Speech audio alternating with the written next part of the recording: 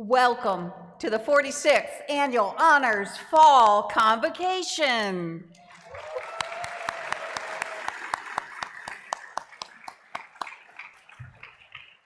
Each year, we gather to welcome our incoming students and recognize individuals who contribute to excellence from across the University of Houston community through the interdisciplinary and collaborative design of the Honors College. I'm Heidi Apple, Dean of the Honors College. It's a privilege and an honor to lead one of the best honors colleges in the country.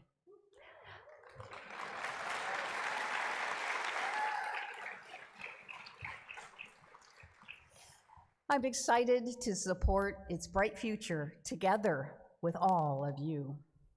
Before our program gets started this evening, I'd like to take a moment to acknowledge a few special guests with us tonight. President Renu Khator.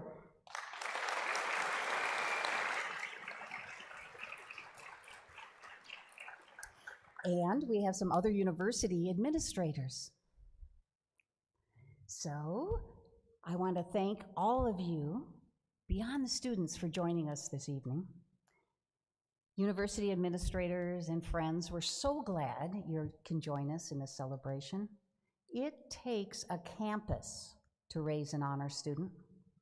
Their success is your success.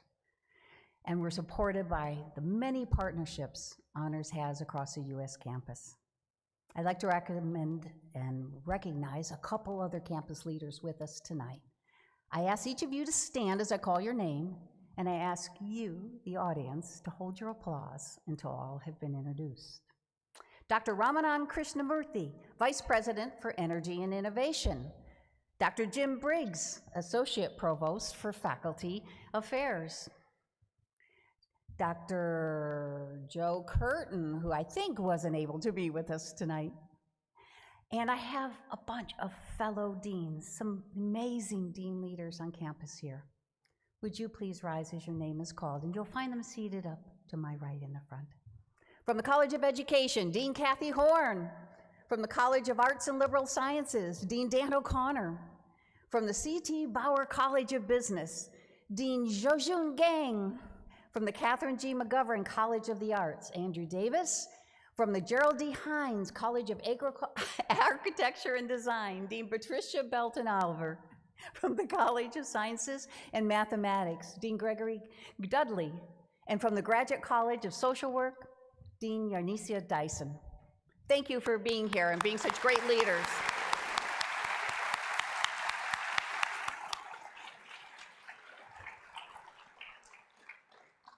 Honors alumni, please rise.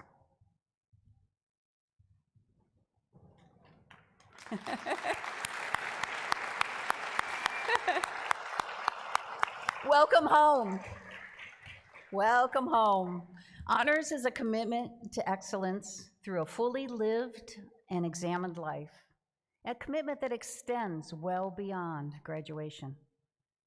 Alumni, you are a testament to that, and we're so glad you're here.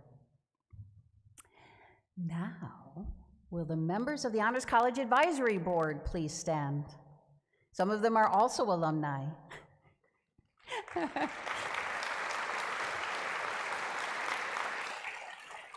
We thank you for the examples of success you represent and all of your work on our behalf. Now, will the honors faculty and staff please stand?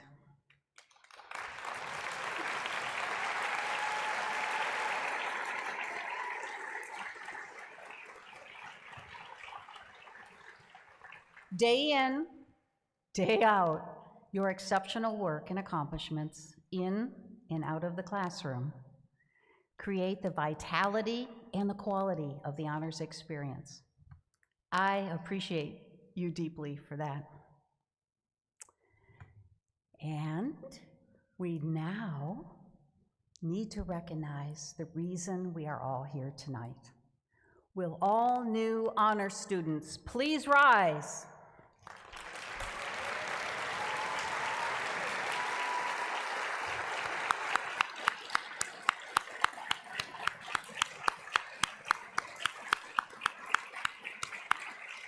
Welcome to campus. We recognize your outstanding achievements that have brought you to this day.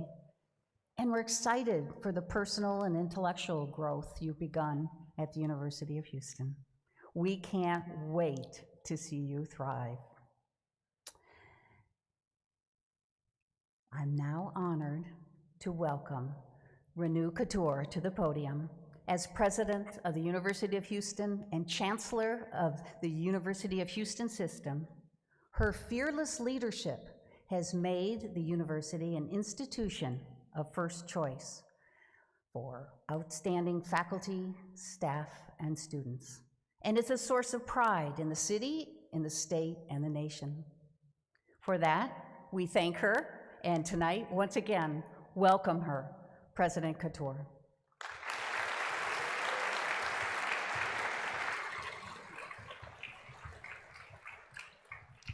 Thank you so much, and good evening, everyone. Let's see, you all are really students. I was watching you as you stood up. You were such a handsome-looking group, too, other than being smart. So that's pretty awesome. Well, first of all, let me say congratulations to all of you, because clearly you're very smart, you're very bright, you're disciplined, you're goal-oriented. That's the reason you got selected to come here to the Honors College. It is truly, truly a special place. I mean, I love all my colleges, but you are also in some other college too, but I truly think this is a special place. I consider Honors College education here as what I call is Ivy plus education. Now let me tell you why. It's Ivy because you will find that same rigor and even more just like a liberal arts school. That's exactly what you will find here in the Honors College.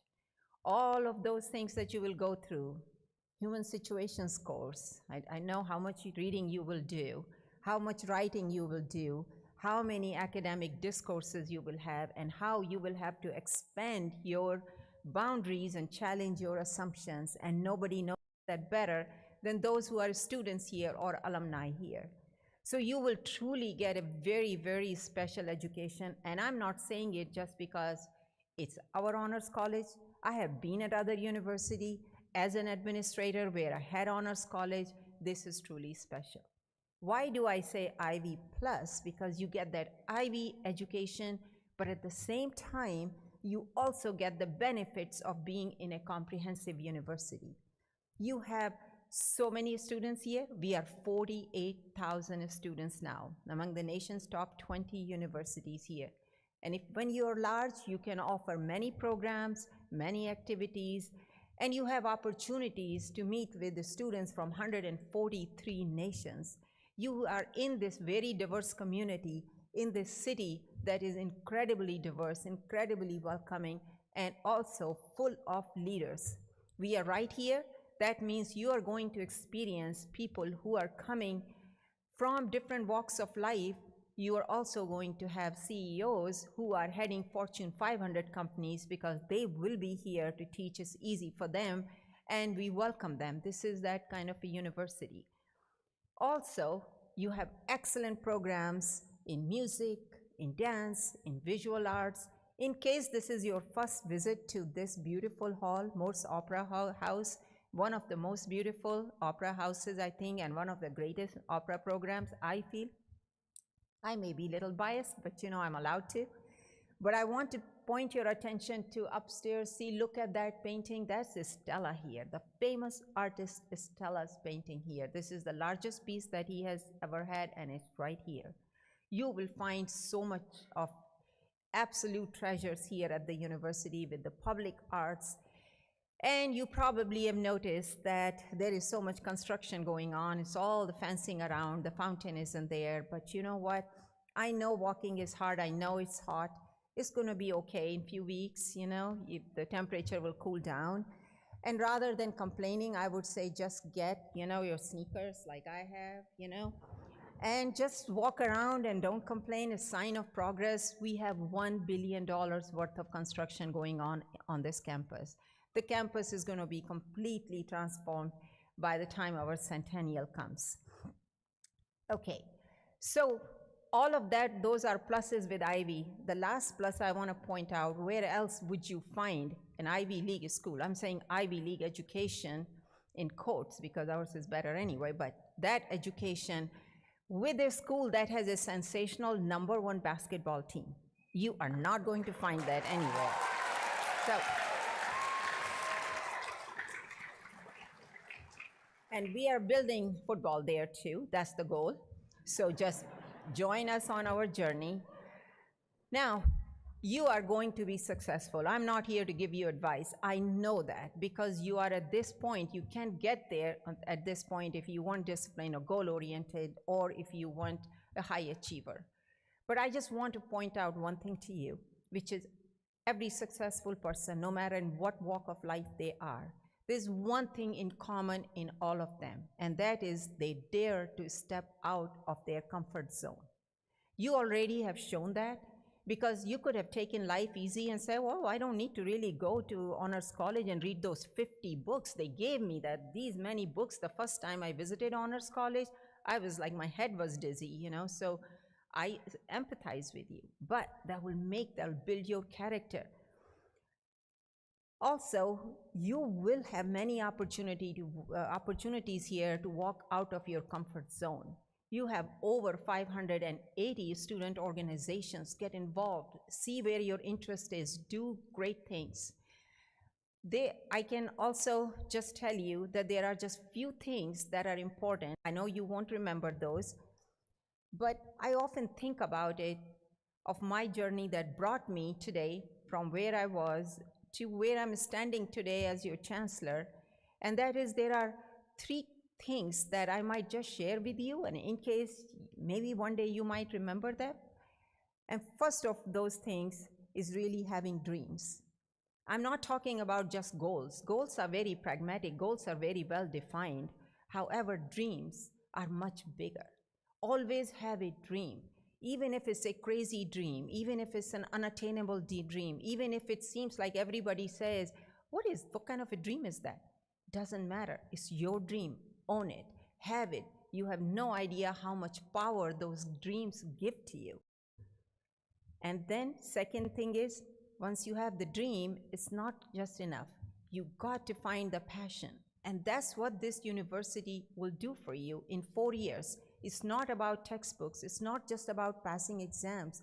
It's about finding your passion and finding your dream. If you don't have a well-defined dream, I hope you do that. But passion, most definitely you will find here. When your passion and your goal and your dream, they all combine together, nobody can stop you. You become unstoppable. So remember to find your passion here and connect it with your dream. But that itself is not enough. There is third thing also I've learned in life, very, very important, which is remember to be humble. You always need to remember, even up to this point, you haven't come here just by yourself. There has been your family, your teachers, your friends, your support system involved. During this 4 years journey, you're going to find exactly the same thing. No matter what, your journey will have other travelers, those who will support you, those who will encourage you. They might be your peers, they might be your superiors, doesn't matter. Everybody's journey has other travelers. To make sure to realize that number one, you're not alone, but the number two, that you have so many people to be thankful for. All of the opportunities in life. If you start counting blessings in your life, you will never have time to complain about anything. Our lives have so much to give to us. So remember, once you think about humility, you think about all those people who have made your journey possible, it will give you a sense of obligation. That just like people have become part of your journey, you have an obligation to become part of their journey. You will find many students who may not be in honors college, who may be struggling in the classes that you sit in. Extend a helping hand. See if you can encourage them. See if you can help them. Because we do have very challenging times. Everybody is going through some kind of adversity. I'm not talking about just my kind of adversity. We all have some kind of adversity. See how you can become a light, in the lives of those people who are looking for one. And if you can think of that as your responsibility of helping 10 other students, I think this university will be even greater than what it is today. I know you have a fabulous speaker here. That's the example of what Honors College students and alumni do. And you will find him absolutely dynamic. I am very grateful to the faculty of the Honors College because I know they go over and above beyond their duty to be with you, to engage you in discourse. And I certainly thank all the staff, but mostly I thank you for choosing the University of Houston. You had choices. Thank you for choosing the University of Houston. And I assure you, we'll do our best. However, it's very possible in such a big university that things always don't stand together. And as I said it in my welcome video, I'm just going to repeat it to you. If you have a problem that you cannot solve by yourself, first thing, you will have to try to solve it yourself, because life is not going to always give you an address and say, okay, write it here and your problem will get solved. You got to have that skill. But if you cannot solve it, instead of worrying about that problem, I want you to just send me an email.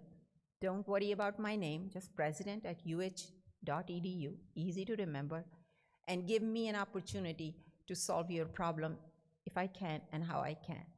So with that, I want you to know we care about you, you're special, and I certainly hope you have an excellent 4 years journey. Yes, you are graduating in 4 years, okay? If you love us so much, after that, continue with your master's program, stay for 6 years, do your bachelor's, do your master's, go out together. But graduate in 4 years. We love you, and you are precious to us. Thank you so much. Come for football game, come for basketball game, and always wear red on Fridays. With that, go Cougs.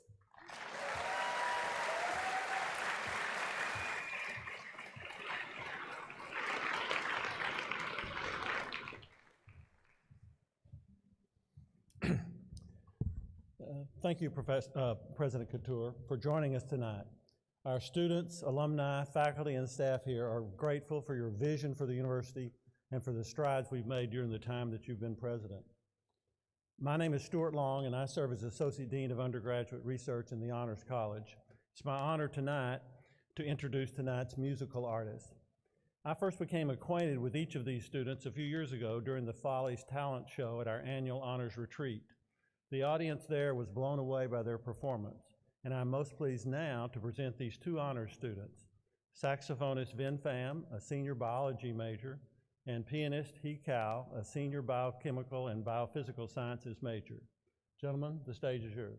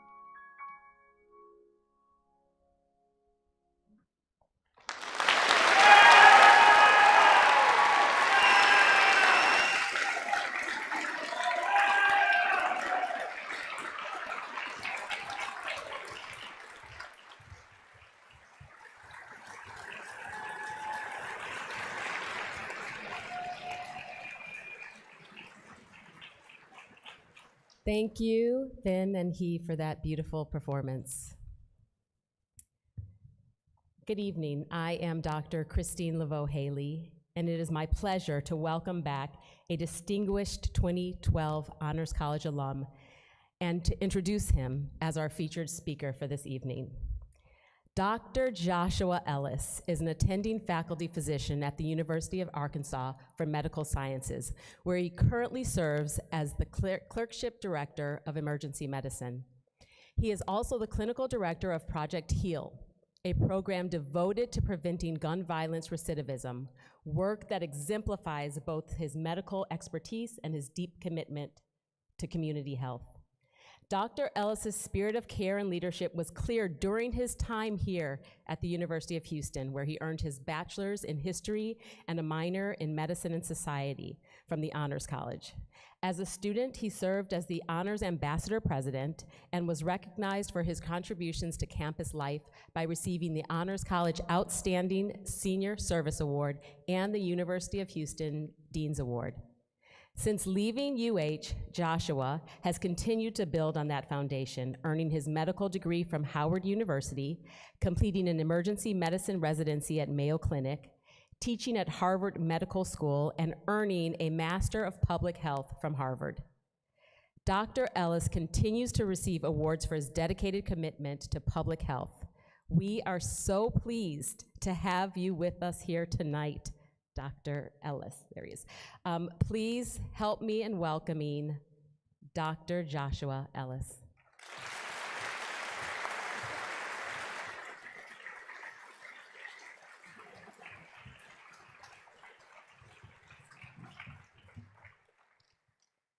Thank you. Thank you. Dr. Laveau-Haley, thank you so much for that introduction. It is so good to be back in Houston. First, giving honor to Madam President Renu Couture, Dean Heidi Apple, distinguished alumni, Honors College faculty, students, family members, and of course always, LJ Cryer and Case Keenum, #GoCougs. It is so good to be back in Houston. Although I graduated years ago, it is evident to me that this place will always have a special place in my heart, and that will never be more true than when we were down by 6 with 34 seconds left on the clock against Duke basketball, and LJ Cryer led us to victory into the NCAA championship, #GoCougs. It is so, so good to be back in Houston. I want to recognize the Terry Foundation and all the good work that it does. Where are my Terry Scholars at? All right. Where are my National Merits at? I'd also like to highlight that music piece. And if you aren't impressed by the music you just heard, read their bios in your convocation itinerary when you have a chance to your program. It's phenomenal what University of Houston Honors College is displaying on the stage for us. The Honors College has a way of bringing together some of the most ambitious and excellent students who've all traveled different paths and hardships to get here, and who have all had unique, incredible aspirations before them.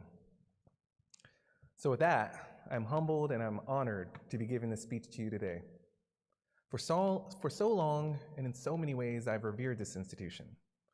So forgive me if my voice trembles here and there, because really, right before your eyes, I'm realizing the kid that I used to be, a kid who once sat in the same seats that you all are in. I vividly remember the speaker at my own convocation who stood before me on this very stage. It was actually the Hilton College, but a stage. In that moment, I could never have imagined that one day I could possibly be given the same honor as he. That is, to welcome you and inspire you on this amazing moment in your lives.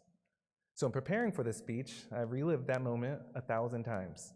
And to be quite honest, I mostly remember that all I was thinking about were things that I know you all are thinking about. You don't actually want to be here, but you have to listen to this speech. Your parents, grandparents, and family are in town for a few more hours, likely dropping off a child to college first time in their lives. No big deal. Clap for your parents and family. Clap for your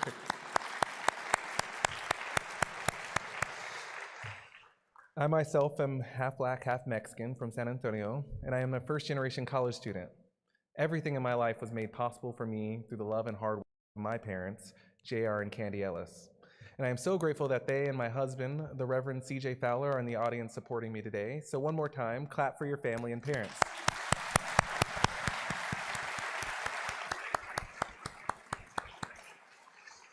Mind you, at this point in my convocation, like many of you, I was actively plotting on how to get rid of them. After all, I had more important things to do. You have more important things to do. The Cowboys are on tonight. It's Beyonce's birthday. What's up, Houston? What's up, Third Ward, right? I needed to go to Target to get supplies for the room. I had a new exciting roommate to meet. My roommate, Peter Watson, would eventually be my best friend, at my wedding, my incredible financial advisor, and in this room today, some 17 years later. No pressure, future roommates. Thank you, Peter Watson. And so, with that being said, where is this? Like many of you, I also had to be fresh. I had a brand new pair of all-white Air Force Ones on, and admittedly, it is a dagger to my rib cage to hear Gen Z and Gen Alpha call the shoes of my native culture and existence retro or vintage. Admittedly, I was also stressed about where my classes were and about having to get good grades and perfect grades and how I wanted to make my family proud and how I needed to win a Nobel Prize by the age of 23 or I would be a complete failure. But in my recollection of not just this day, but this chapter of my life, what I remember most brings me to two principles I want to leave with you today. The first is this: life was and is epic, magically epic. Just think about the magic that lies on the journey you're about to embark on. I mean, if this was Hogwarts, you'd be ready. Syllabus printed, cloaks ironed, books ready to go. And I'd argue that the magic of this is all right here at the University of Houston in the Honors College.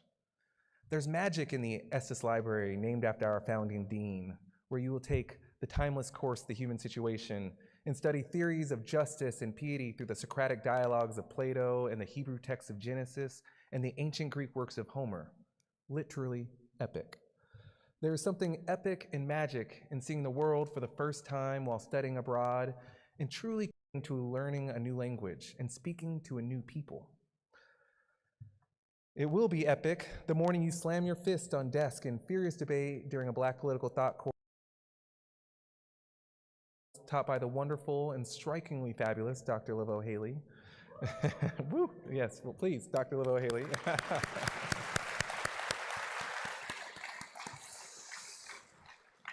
And it will be epic.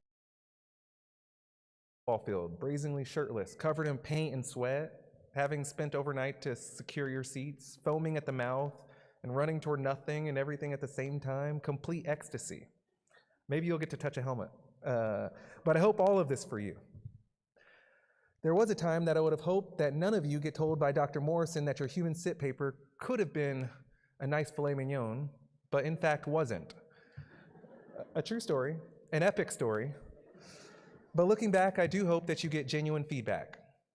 Feedback that takes time and energy and effort. And I hope that you get pushed to become a better studier, time manager, and yes, a better writer. And after all, not everyone is going to and not everyone can get an A. Trust me, honors college students especially. Grade inflation is not your friend, okay? I do laugh that somehow I had convinced myself that the world would come to an end if I made a B in a course. I was quickly humbled. By the time I got to organic chemistry, I was a seasoned and hardened soldier. Yes, despite my accolades, I too have spent overnighters crying in the library, desperately trying to cram for finals, and overslept for class, or had to strategically drop a class that I would have otherwise failed. And in medical school, as the race got bigger, I fell behind and I retook courses. And as a physician in the emergency department, I have had life and death depend on my hands. And I have failed. I'm reminded of the pandemic and how, in the very beginning, we had ran out of tests in Boston. We had to turn away patients who were floridly positive with symptoms, and sending them back on public transportation to their grandparents' house or back to work in a crowded warehouse without that needed COVID diagnosis. I'm reminded of the time that a young man presented to the emergency room after a car accident this past body that seemed like it could survive anything. But unfortunately, he lost pulses right in front of us in the ER. We did seemingly every procedure I've ever been trained to do: intubation, central line, chest tube, thoracotomy. and I got to see his young, still heart beat again with spontaneous circulation. A victory that took a decade to train for and seemingly hours to accomplish. A victory that gave the family a chance to be at his bedside, and a victory that was short-lived because he would eventually succumb to his injuries in the operating room. This is hard stuff. This whole epic journey is and will be challenging and hard. You will be challenged. It's a beautiful and necessary part of this journey. So remember where you stand right now. And as the semester drags on, remember the awe of this moment. There are people who would give anything to be in your shoes right now. And there are people whose spot you took. And I truly believe that no matter what failures you go through in this chapter, that your lowest expectations of yourselves are the highest aspirations of those who didn't have these opportunities. And I just truly hope that in all of it, for the entire academic year, you continue to realize how epic all of this is. So make it count. Every class, every second, we are here to learn and we are here to grow. Just as we will need to write papers and dissertations, we will soon be writing political briefings and legislation. Just as we will need to show up on time for our 8 a.m. chemistry lab on Saturdays, we soon will need to show up on time for our emergency department shifts to relieve the doctor who's been working overnight for 12 hours. And just as you will study morality and speak on morality during your medicine society courses and human courses, you will be faced with the same lessons in your career. I am the clinical director of Project HEAL. At the University of Arkansas, I serve as a clinical director of Project HEAL. Project HEAL is Arkansas's first and only hospital-based violence intervention program, or HVIP. Houston just started their first HVIP in 2023. Project HEAL essentially provides resources and services to victims of gun violence, hoping to end the cycle of violence, ultimately reducing recidivism and re-injury amongst its participants. This is something I'm very proud of. As a clinician researcher in NIH grant, and I use implementation science and complex research methodology to prove its efficacy. I get to use incredible skills that I learned walking through the halls of Howard, the Mayo Clinic, and Harvard. However, while reducing recidivism and re-injury is important and would save the hospital and a ton of money, I remember sitting during the testimony of one of our participants. A young lady who was shot while being robbed, not a thug, not a gangbanger. She talked to us about how she lost her job and required extensive medical supplies like ostomy bags and diapers, how she had PTSD and chronic pain, and how she felt like she was a burden onto her own family. And she told us how much it meant to have our team call her every week. I could tear up a little. Because thanks to Project HEAL, if you get shot in Arkansas, faced a near-death experience, had someone fully committed to killing you, we will get you a year's worth of therapy, social work access, peer support, transportation to all medical appointments, and a call from a member of my team every week, no questions asked, and regardless of recidivism or re-injury. And these were lessons I picked up right here walking the halls of the Honors College at the University of Houston. I'm so proud of my role here and my experience at the University of Houston. So make it count, every second, once again. And while you're here, cherish the lessons and the memories that you will. This may be the only chance you have at this chapter, and certainly it'll be the only chance you will have with this amazing and brilliant, motivated and ambitious cohort of individuals all together at the very same time.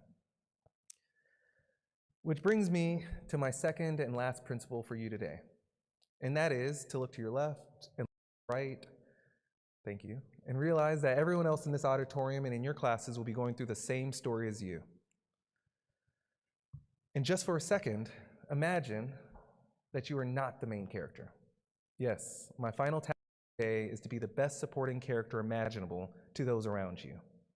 That's right.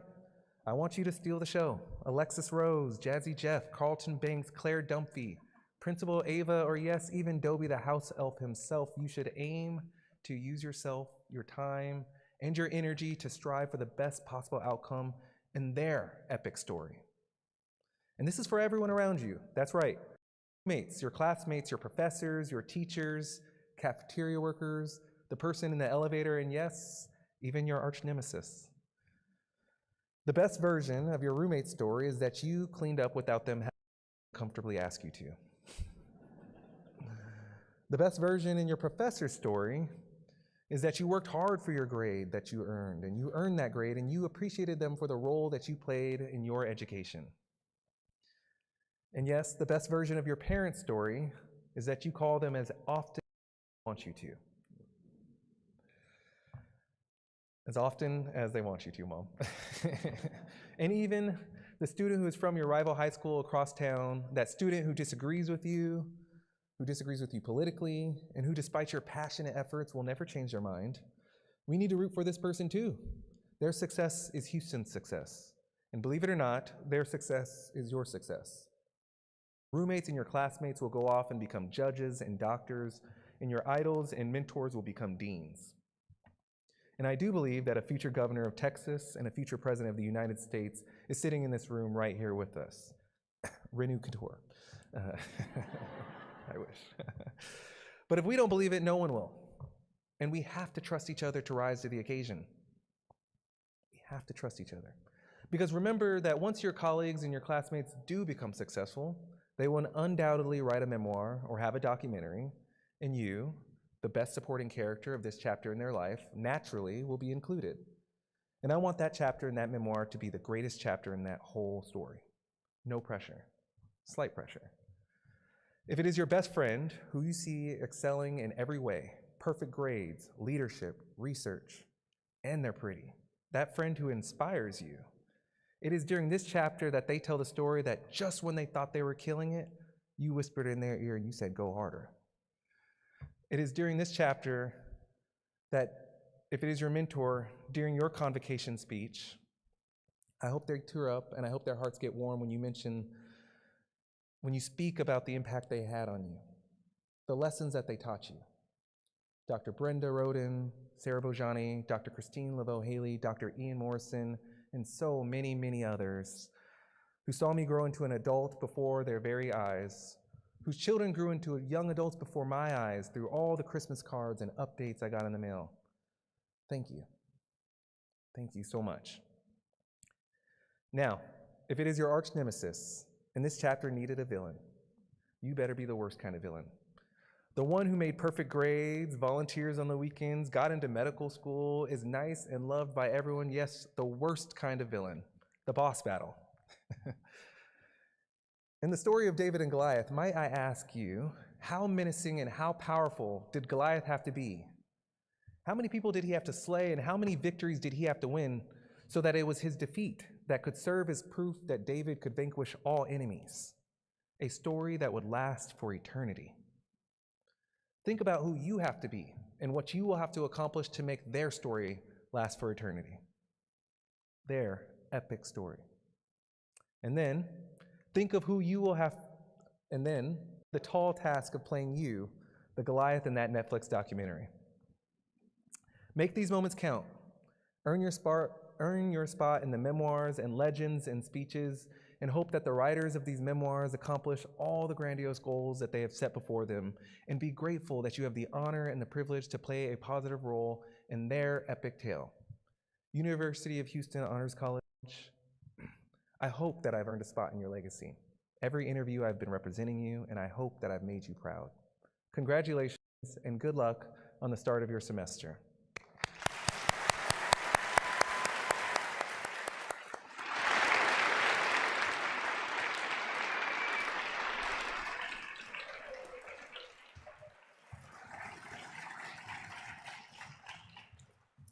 Thank you, Josh, for your inspiring words.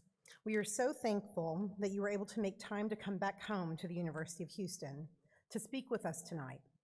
I have a small token of appreciation for you.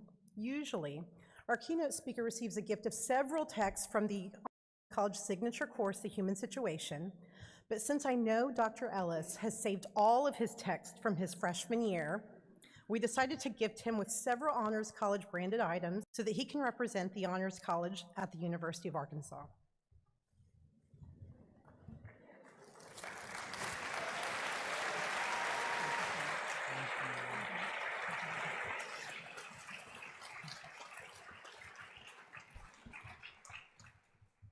My name is Brenda Roden, and I'm the Honors College Assistant Dean for Student Success.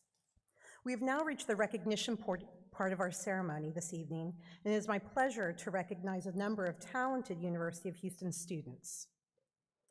Students, as I call out each group, please stand and remain standing until I ask you to be seated. I ask that you hold your applause until we reach the end of each set of recognitions. Each year, we identify our very best first-year students. We recognized them individually last spring at the Undergraduate Scholars and Major Awards Dinner, but I would ask for the outstanding first-year students to stand and be recognized. And we can clap for them.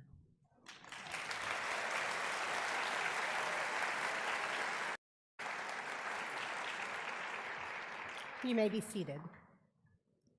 Next, we would like to recognize all of our scholarship recipients. This includes Tier 1, the Terry Foundation, National Merit, Academic Excellence,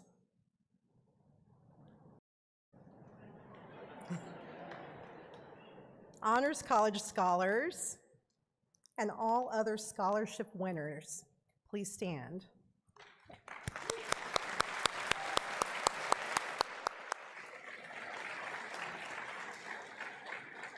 You may be seated.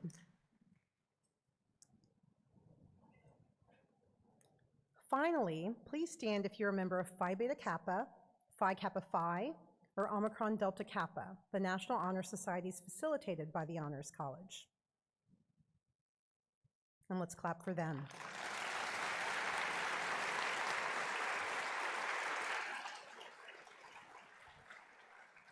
Thank you so much.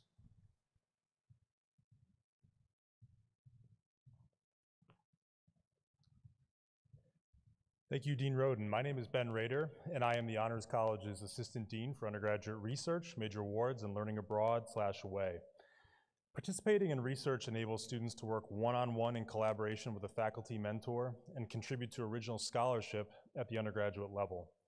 Through research opportunities, UH students become more flexible and creative critical thinkers, develop and hone their leadership and collaboration skills, enhance their professional growth and advancement, making them better prepared for life after graduation, all while supporting UH's role as a Carnegie Tier 1 university. Would all students who participated in undergraduate research programs please stand up, including the following programs: PERS, SURF, HERE, Mellon Research Scholars, Houston Scholars, REACH, Energy Scholars, Frameworks, Ferris Fellows, and other undergraduate research activities. Let's give them all a hand.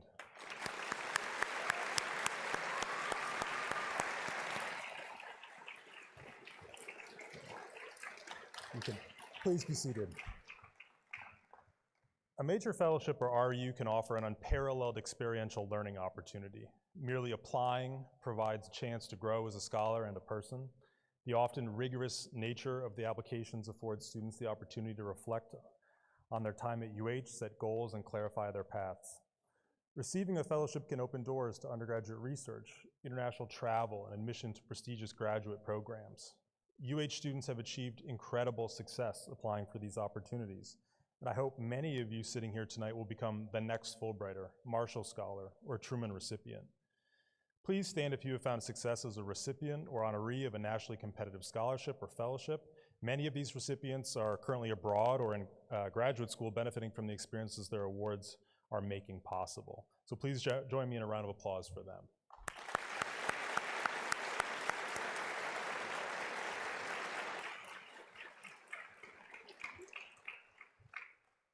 Every year at Convocation, we recognize the Frameworks Fellows, participants in a year-long program that develops the humanities research skills and habits necessary to meet the publication standards of a dedicated undergraduate journal, Frameworks. In 2024-2025, the theme was Our Houston, and our fellows researched the city's complex cultural intersections. Congratulations on your publication, Frameworks Fellows.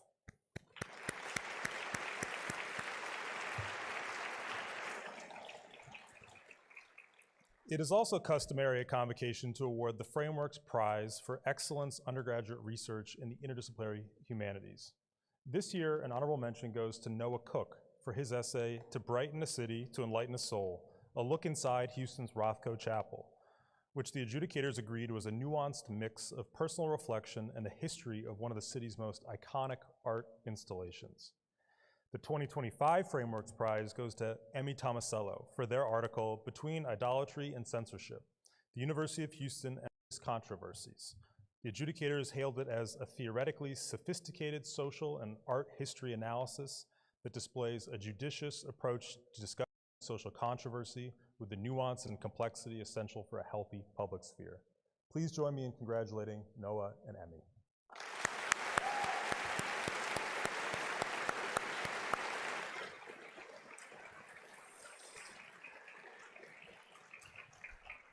This year, we are also announcing the winners of the Human Situation Essay Prize. The Human Situation is the great books class all first-year honors students take, and in which they ask the great questions that have compelled humans for as long as they have written their thoughts down.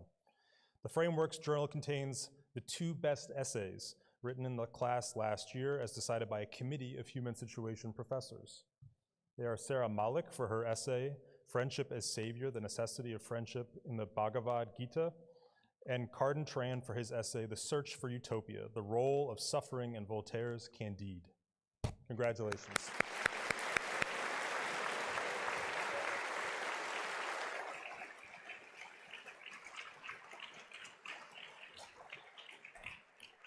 If you are interested, and every first-year student should be because it contains 2 excellent examples of human situation essays, the Frameworks Journal is available online. Please pick up or scan a QR code on your way out. So congratulations again to all Frameworks Fellows.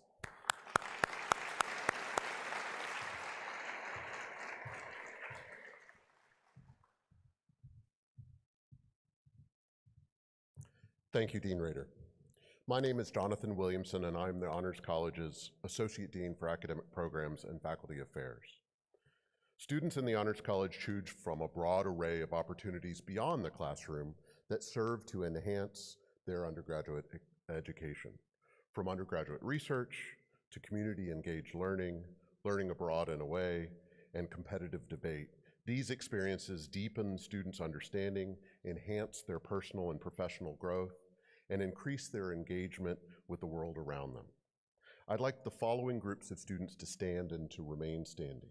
Please stand if you're a student in the Community Advocacy and Responsive Engagement or CARE program, in the Honors in Community Health program, or a part of the Community Health Workers Initiative.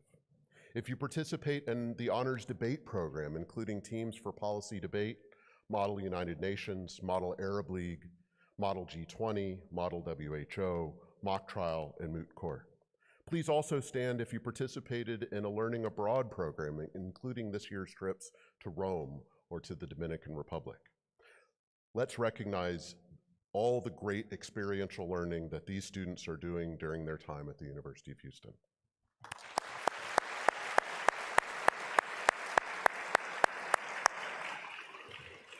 Thank you, and please be seated. Moving now to the people who teach and serve those great students, I'd like the following faculty whose work has been recognized with an award in the last year to stand and to remain standing. The Ted Estes Award winner for Academic Leadership recognized the work of Hyan Shara. The B. and Key Wong Faculty Award for Excellence in Honors Engagement went to Terry Hallmark. The B. and Key Wong Faculty Engagement Award recognized Max Reynard. And the Dean's Award for Outstanding Faculty went to Robert Krim.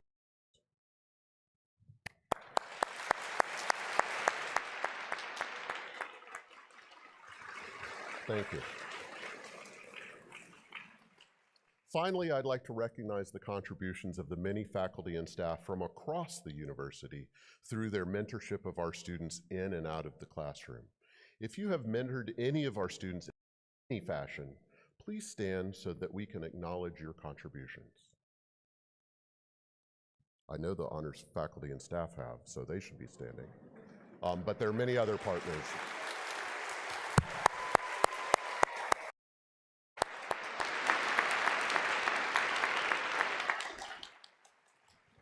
Thank you all for your dedicated teaching and service to our great students.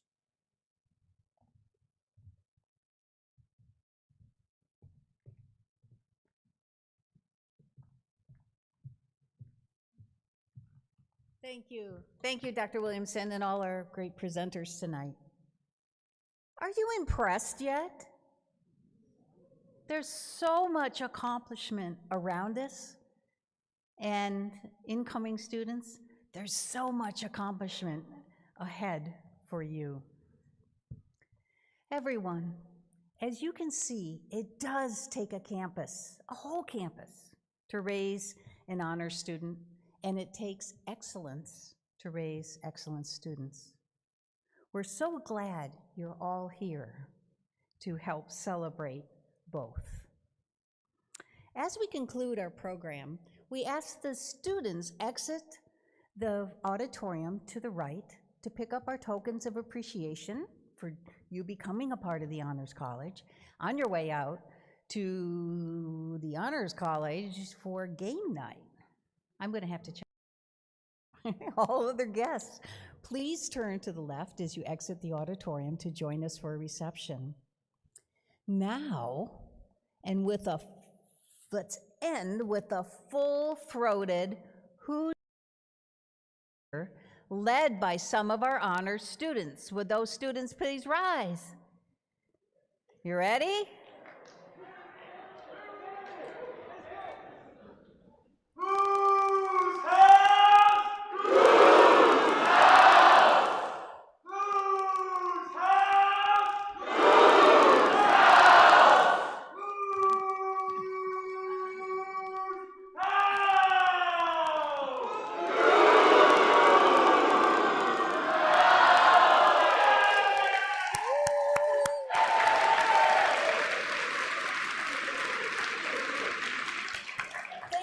Thank you for being here, and enjoy the rest of your evening. Good night.